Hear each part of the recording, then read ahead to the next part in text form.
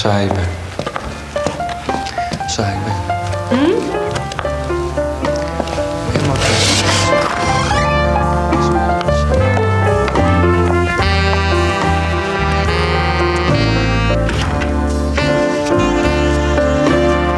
Hey, Jim, how you doing?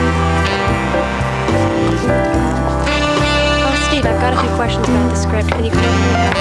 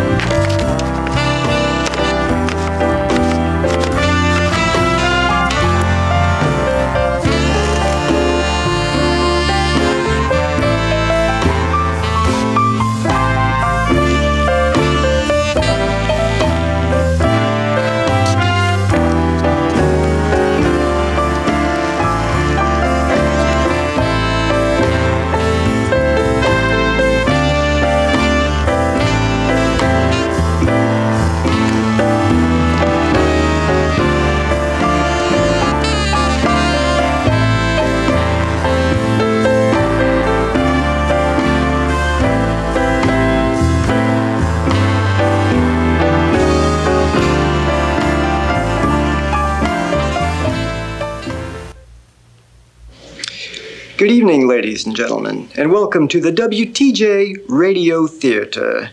Tonight's presentation is a short drama entitled Author, and is brought to you by Metropolitan Gas Company. When you're cooking with gas, you're really cooking. A blank sheet of paper. It sits here, staring you in the face.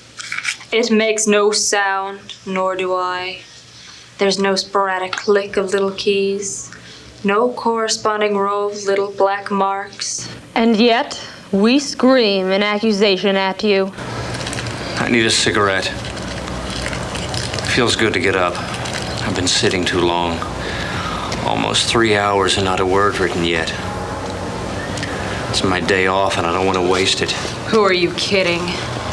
You've had days off for 6 months now and not written so much as a nonsense string of typing exercises. Today's different. I've got plenty of ideas. Now sit down and start typing. The quick brown fox jumps over the lazy dog. Oh! It's just practice. I have to be sure all the keys work properly. Don't bother to remember last night when you took me apart, cleaned every key, every moving part. Let's start with a fresh sheet. What's it going to be, big boy? Paper.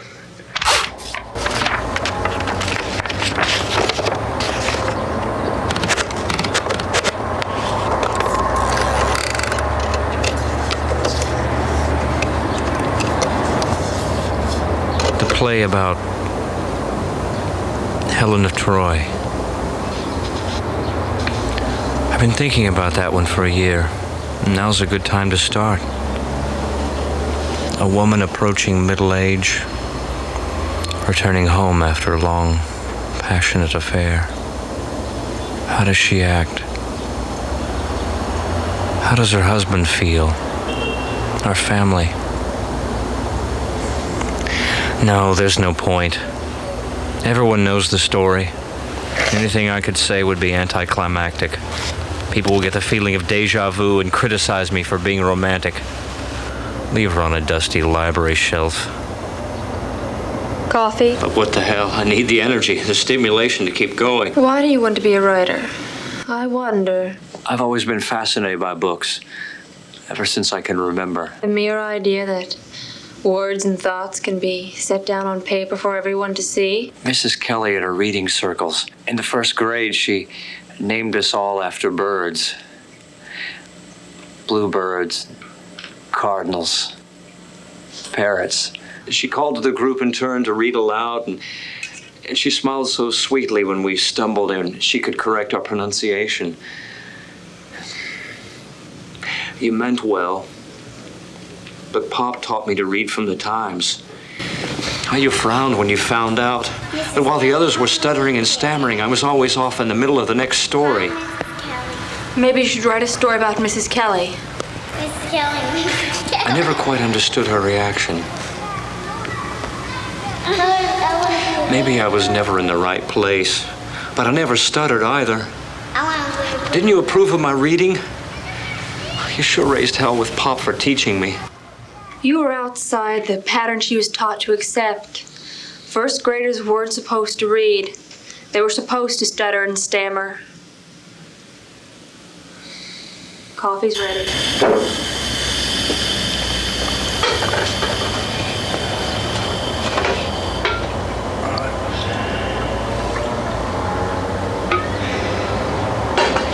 Now back to the typewriter.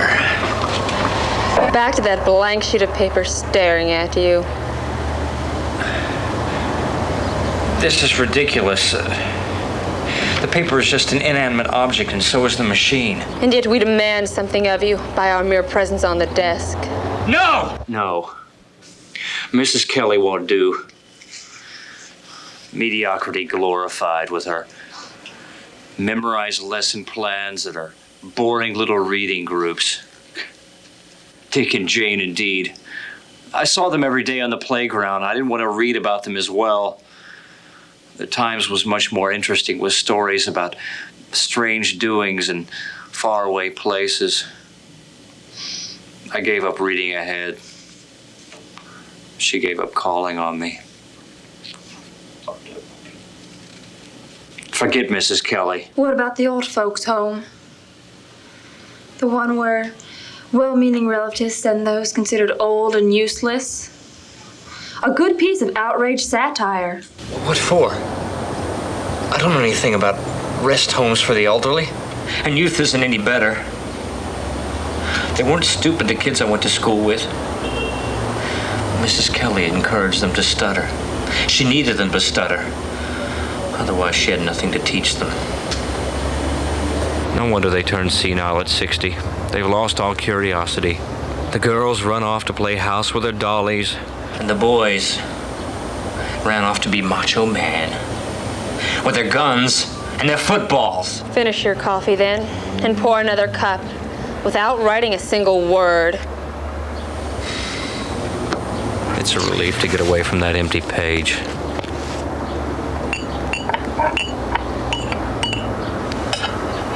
Sunshine streaming through the window.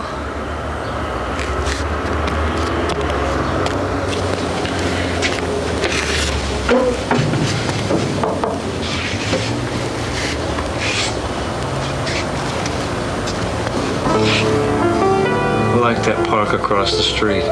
There's a poem to be written about that park. Not quite spring, but a green, shimmering anticipation. So pleasant to stand here looking for a moment. Forget the past.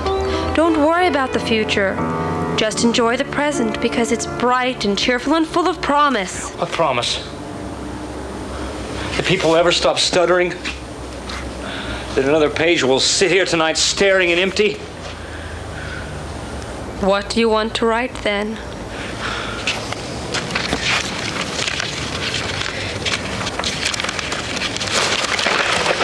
I've got a notebook full of poems, and stories, a play. But they always come back with short notes of praise. and polite regret. They're interesting, well-written pieces. They're too idealistic, too limited in appeal. You could publish in the university magazines. The kind that pay in free copies. Free copies don't pay the rent or buy groceries. Who is the publishers publish for? The parents I went to school with? The dainty little girls who skip rope into a suburban kitchen? Or the football players who run into a rat race to pay for all the labor-saving devices? Perhaps those are the people you should write for. No, Mrs. Kelly corrected the reading right out of them. The college professors, then. They no longer stutter. They just examine the punctuation, exclaim how the vowels interact with the consonants. No. They might as well give up reading for all the sense they make of it. There must be somebody who likes to read. Your kid brother Howie.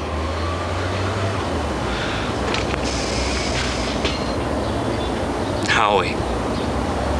He was such a clown. He never took anything seriously. He could read the worst stories about government corruption and crime in the streets. and turn anger into laughter. He was going to be an actor. But he's dead now. Killed in the war.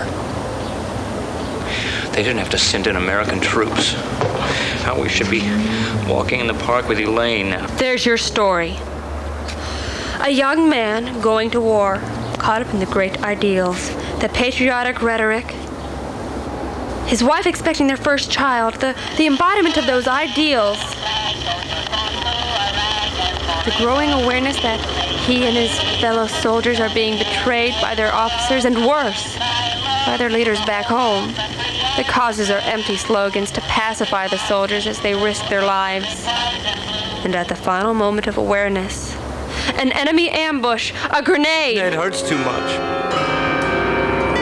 He's too recently dead.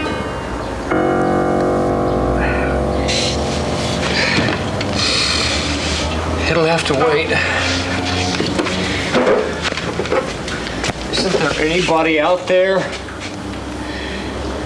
Anybody as gay and perceptive as he was? Elaine, perhaps. Howie's widow? She's too busy trying to support herself and a baby. Howie Jr.? He's only 10 months old. A potential. I need someone now. Someone that feels like I do, that the world is a great and glorious place. The white page is still waiting here. Here comes that nagging headache again, after another day of nothing accomplished. Too many ideas floating in my head. War and peace. War and peace. Hate and sorrow. Love and marriage and politics. So much. So much. Too much.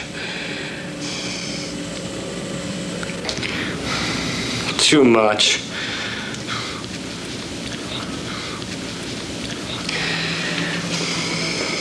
It's so vague, it's nothing. So many ideas.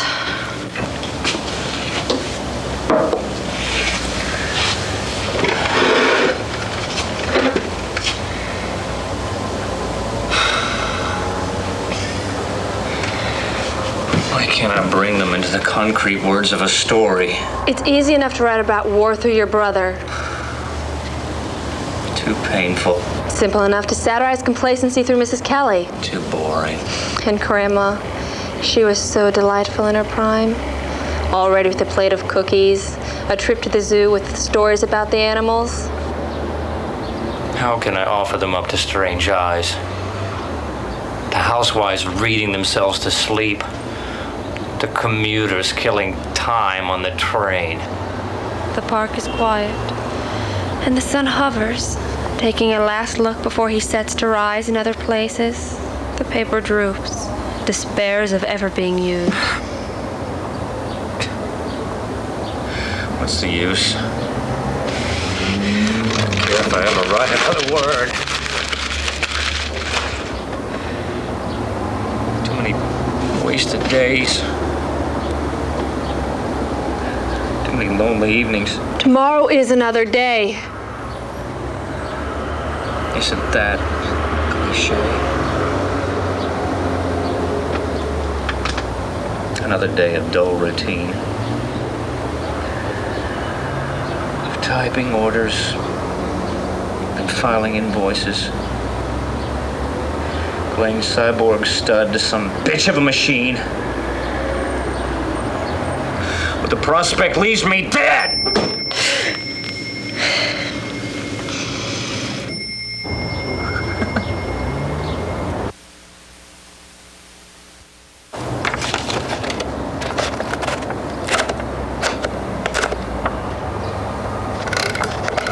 He finally starts writing. To whom it may concern.